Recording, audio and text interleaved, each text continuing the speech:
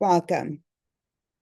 Today I'm discussing with you the ethical implications of choosing to go with the funding of a private organization to provide funding for our agency. The private foundation wants us to prioritize funding towards families with children and at least one employed adult, effectively excluding families who are employed without children or who may be chronically homeless. The ethical problem is denying the resources to those in most desperate need of help because of their employment or family status.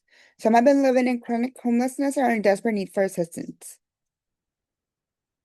Part of being a social worker is being an advocate to those in need. While families have children that need help, the constraints of the new partnership does not help those in most need. Prioritizing families that already have an income places a strain on those who are childless and unemployed who cannot provide for themselves. The value of advocating for the disenfranchised is part of the social work field. Being influenced to change values that compromise ethical principles that were agreed on the National Association of Social Workers Code of Ethics to keep the agency afloat can be a conflict of our ethical obligation to our clients. The population being impacted is those who are unemployed without income and children. This can also be families that are without income and have children in need of assistance. The purpose of the Code of Ethics by the National Association of Social Workers serves six purposes. The code identifies core values on which social worker mission is based. The code summarizes broad ethical principles that reflect professional core values and establishes the set of specific ethical standards that should be used to guide social work practice. The code is designed for social workers to identify relevant considerations when professional obligation, conflict, or ethical uncertainties arise. The code provides ethical standards to which general public can hold the social worker profession accountable. The code socializes practitioners new to the field to the social work's mission, values, ethical principles, and the ethical standards, and encourages all social workers to engage in self-care, ongoing education, and other activities to ensure the commitment to those core features of the profession. 6. The code articulates standards to the social work profession itself that cannot assess whether social workers have engaged in unethical conduct. National Association of Social Workers has formed procedures, educate ethics complaints field against its members. It's subscribing to the Code of Social Workers are required to cooperate in implementing, participating in the NSAW education procedures, and abide to the NSAW's disciplinary ruling and sanctions based on conduct. According to the National Association of Social Workers, being a service to the community is a set of primary goals to help and address social problems, social justice addressed by social workers to advocate for those in need and oppressed groups or individuals. The importance of recognizing the human relationship as social workers, we are the vehicle of change. We are social workers engaged in people on the deep level as part of a healing process. As social worker administrators should advocate within the outside agencies adequate resources to meet clients' needs. Social workers should advocate for resources allocation procedures that are open and fair, that all clients' needs can be met. The allocation of procedure should develop that it's non-discriminatory and biased on approach and consistent applied principles. The private organization wants us to discriminate against those that do not have income or children or families that do not have employment.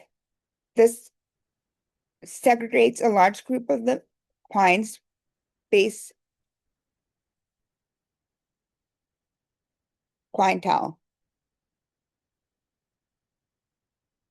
But unethical, the combination of Skidmore, Walensky, and Kepner, Trigos, and Walsh, which is in this case, I would first identify the problem, which is to restrict access to certain of certain resources to clients in need of help that before the organization decided to take private funding.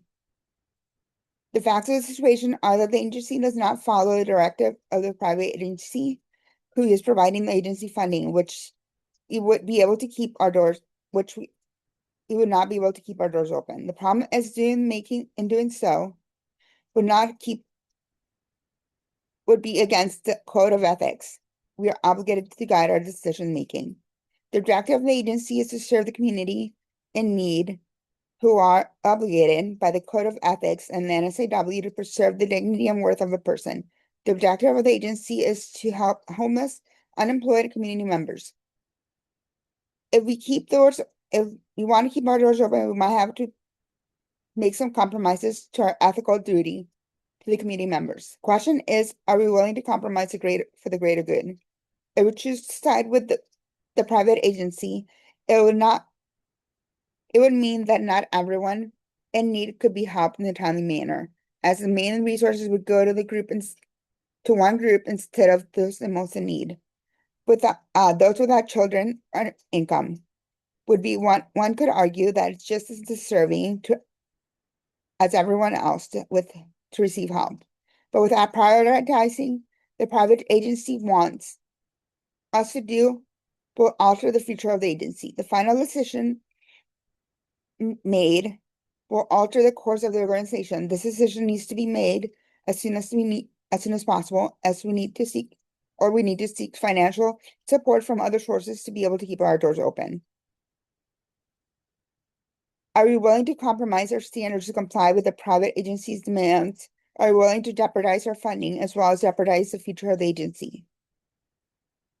My plan of action is to ultimately advocate for all those clients that we represent in the agency or to come up with an alternate funding in case of the private agency does not agree with our decision not to support our prioritizing. My plan is to speak with the upper management about the importance of looking at out for the best interests of all clients, not just the families with income, to open dialogue between us and to remind them the original goals of the agency as a nonprofit organization.